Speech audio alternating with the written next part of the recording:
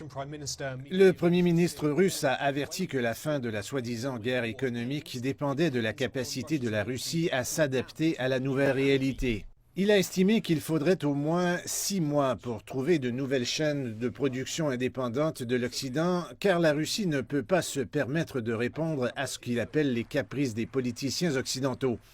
Entre-temps, il a tenté de rassurer les législateurs sur le fait que la Russie peut survivre avec plus de 100% de céréales, d'huile végétale, de poissons et de viande d'origine russe, ainsi que plus de 80% de pommes de terre, de lait et de légumes.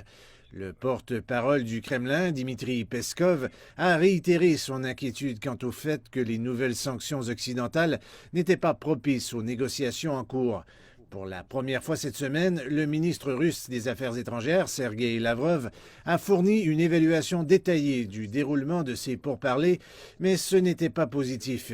Il pense que l'Occident encourage l'Ukraine à retarder et à saper les négociations en revenant sur les accords précédemment fixés.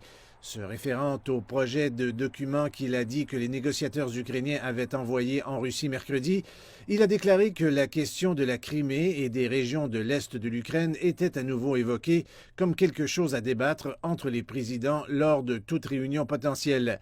Il a été catégorique que c'était inacceptable. De plus, la suggestion que la Crimée et les régions de l'Est pourraient être incluses dans ces garanties de sécurité de l'Ukraine, les régions que la Russie affirme fermement ne sont plus ukrainiennes, ne sont pas non plus à débattre, a-t-il dit.